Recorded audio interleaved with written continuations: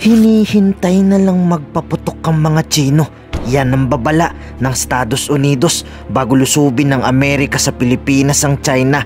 Base sa balitang kumakalat, bakit hindi pa inaatake ng Estados Unidos itong People's Republic of China?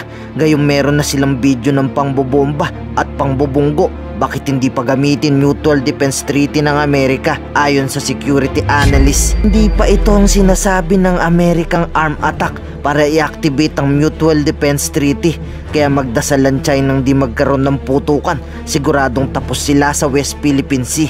Nung pumunta ko dito si Vice President Kamala Harris, sinabi niya ko, any attack on Philippine public vessel, Coast Guard, Armed Forces of the Philippines, and of course yung Philippine Navy would invoke the Mutual Defense Treaty. Paano ito? Meron nang na-injure na mga Pilipino?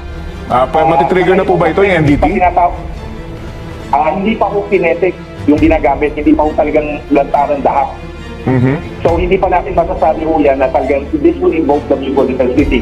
Pero I suspect ho, nagko-consult na ho tayo with our ally and with other security partners kasi concerned din ho sila sa ginagawang pananako po ng China. Kasi kung pwedeng gawin ho ng China sa atin, gagawin din ho nila sa Japan, ginagawa na ho nila sa Taiwan. So talagang ang goal talaga ng China, talagang pananako po, hindi lang sa South China Sea, hanggang sa East China Sea, hanggang Taiwan pa nga po Pero buwelta sa Pilipinas ng Chinese Embassy, pinagmamalaki pa ang kanilang mga ginawa na pambubomba at pambubunggo sa West Philippine Sea. At uulitin pa nila ito sa tuwing meron pang resupply na muling dadaan sa South China Sea. So talagang sinasabi nila, amin to, nilagyan namin ng dock, amin na to. Sa ilalim po na kayo wala kayong magagawa. Makapangyarihan kami. Gagawin namin to. No, nagalit ang China kasi nagsabi ho ang Amerika, meron kami dito sa South China Sea, talagang pinamumukha ho sa atin. Malakas kami, makapangyarihan kami, at dapat malaman rin ho natin. No, kaya medyo malaka ho ang ulo ng mga Chino. Babala pa ng security analyst, intensyon na talagang manakit sa atin ng China matapos sabihin ni Gubong mananakop itong mga Chinese. Dahil kung hindi totoong intensyon nilang tayo saktan, bakit diniretso nila sa muka? 4 na Pilipino ang nasaktan, winasak pang barko bago iniwan. Wag lang sanang magkapikunan, matinding gera talagang kalalabasan. Before it's just to intimidate us, the purpose now is to inflict harm.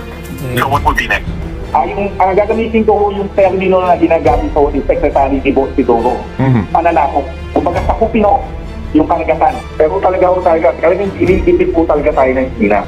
So ang goal talaga nila pananakop, at nung ginawa ko nila yung Chinese Coast Guard, ginawa ko ng China na decommission niya ko yung mga warship ng People's Liberation Army Navy. Armado pa rin sila. Nandun yung mga automatic cannons, nandun yung mga machine gun. Pininturahan lang huli na ng puti. Tapos nilagyan nila ng itim na mark, Chinese Coast Guard. Okay. So talaga ho, nangyayari yan kasi iba yung purpose ng China, iba ho yung purpose ng ating Coast Guard. Sa kanila ho talaga pananako.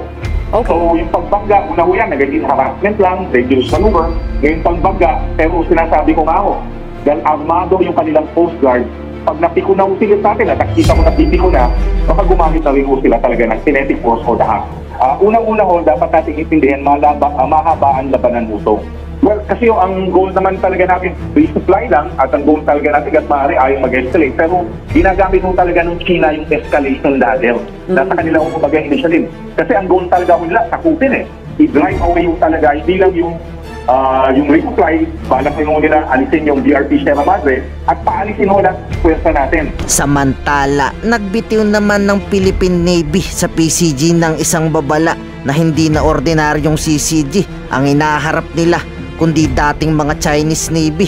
Pininturahan lang nila.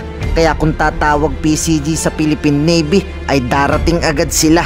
I would consider China a clear and present challenge to the Philippine Navy in the West Philippine Sea. The situation is not normal. It's not anymore normal.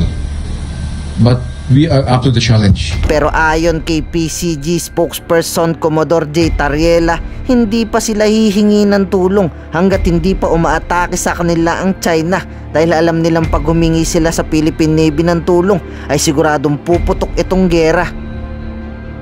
Hindi po tayo ang nagpapataas ng tensyon dito. Sila ang nagpapataas ng tensyon. We do not respond to aggression and bullying from the Chinese Coast Guard.